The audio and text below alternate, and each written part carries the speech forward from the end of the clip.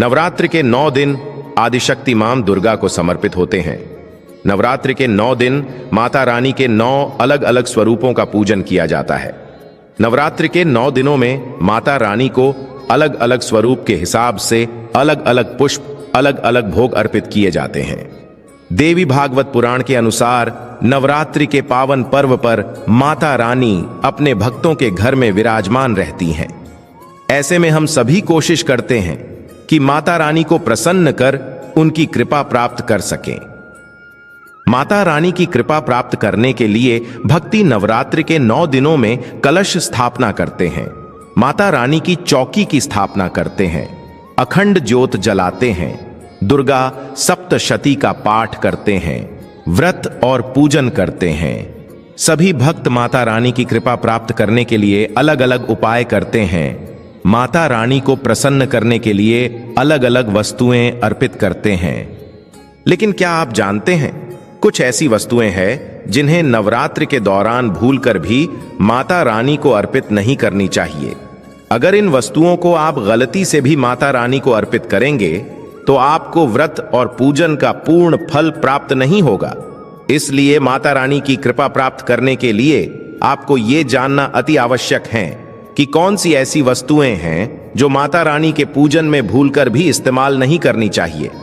लेकिन दोस्तों, उससे पहले आपसे रिक्वेस्ट करते हैं कि वीडियो को लाइक जरूर करिएगा, दोस्तों को शेयर कर दीजिएगा, और अगर आपने अभी तक चैनल को सब्सक्राइब नहीं किया है तो चैनल को सब्सक्राइब करके बेल आइकन जरूर दबाइएगा। सबसे पहली वस्तु है नारियल।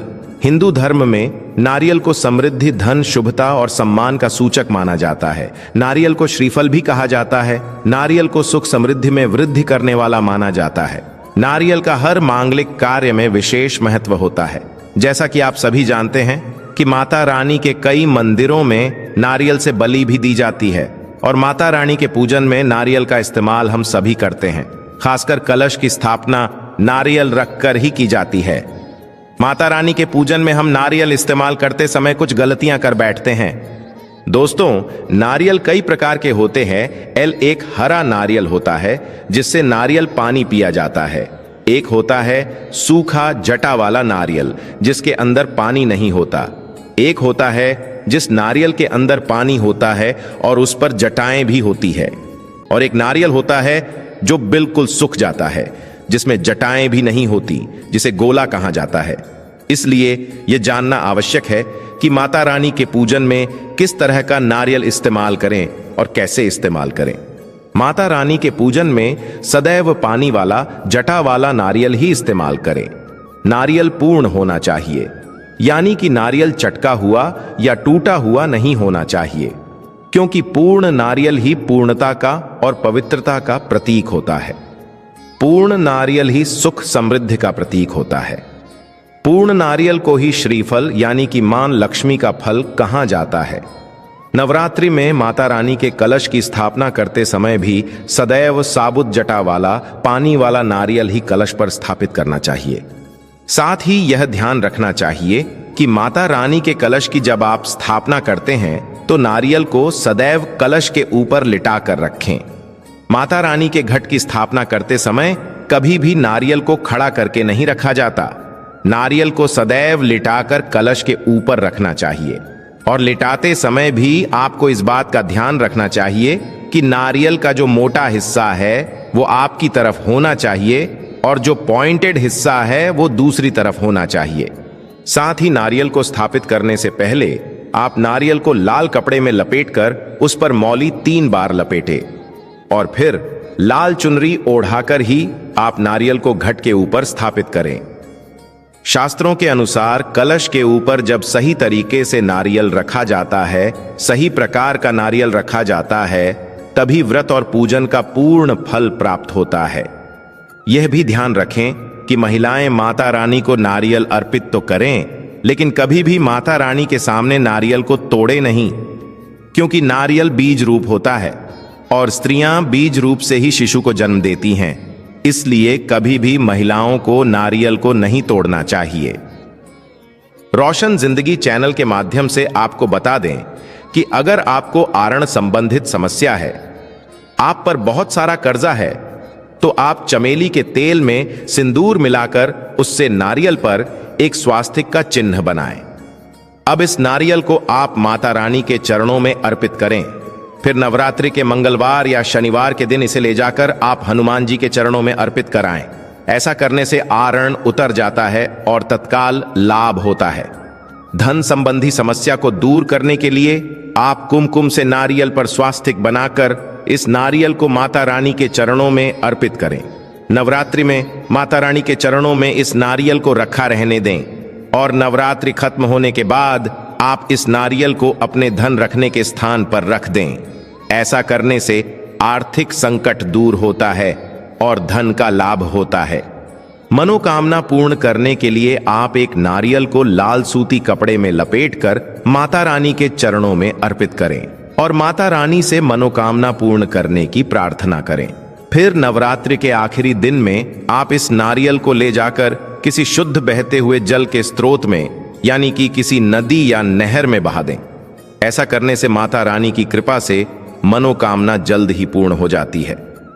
नारियल के बाद दूसरी वस्तु है लौंग। लौंग का हम सभी माता रानी के पूजन में इस्तेमाल करते हैं, लेकिन लौंग का इस्तेमाल करते समय हम एक बहुत बड़ी गलती कर बैठते हैं। हमेशा ध्यान रखना चाहिए कि माता रानी को सदैव फूल वाली लौंग ही अर्पित करें। जिस लौंग के ऊपर फूल नहीं हो या फिर जिस लौंग के पीछे लकड़ी की डंडी लगी हो, उसका आप माता रानी के पूजन में भूलकर भी इस्तेमाल ना करें। फूल वाले लौंग को ही पूर्ण माना जाता है और माता रानी के पूजन में कोई भी अपूर्ण वस्तु, कोई भी खराब वस्तु इस्तेमाल नहीं करनी चाहिए। इसलिए सदैव माता रानी के पूजन में फूल वाली लौंग का ही इस्तेमाल करें। नवरात्रि के दौरान अगर आप नवदुर्गा मां को अलग अलग दिन के हिसाब से भोग नहीं लगा सकते, तो आप रोजाना एक पान का पत्ता और 2 साबुत फूल वाली लौंग माता रानी को अवश्य अर्पित करें। ऐसा करने से नवदुर्गा मां की कृपा प्राप्त होती है। टूटे हुए लौंग के अलावा माता रानी को कभी भी तुलसी के पत्ते अर्पित नहीं करने चाहिए। मां दुर्गा के पूजा में तुलसी पत्र का इस्तेमाल करना वर्जित माना जाता है। तुलसी पत्र के अलावा आंवला भी माता रानी को अर्पित नहीं करना चाहिए और दुर्वा भी माता रानी को अर्पित नहीं करनी चाहिए। दुर्वा भगवान श्री गणेश को अति प्रिय है। नवरात्रि में आप भगवान श्री गणेश को दूर्वा अर्पित कर सकते हैं। भगवान विष्णु जी को तुलसी के पत्ते अवश्य अर्पित कर सकते हैं, लेकिन माता रानी को भूलकर भी तुलसी के पत्ते या दुर्वा अर्पित ना करें। मंदार या आक के फूल भी आप माता रानी को अर्पित ना करें। माता रानी को सदैव लाल रंग के फूल अर्पित करने चाहिए। लाल रंग के फूल माता रानी को अति प्रिय है। खासकर माता रानी को गुड़हल और कमल के फूल अति प्रिय हैं। शास्त्रों में बताया गया है कि घर में माता रानी को 2 या 3 मूर्तियां या फोटो नहीं होने चाहिए। इस बात का भी आप विशेष ध्यान रखें और माता रानी के पूजन में कोई भी खंडित चीज इस्तेमाल ना करें। खंडित चीज जैसे कि चटका हुआ या टूटा हुआ दीपक या फिर चटका हुआ कोई बर्तन। साथ ही ये भी ध्यान रखें कि लोहे के और प्लास्टिक के बर्तन आप माता रानी की पूजन में इस्तेमाल ना करें।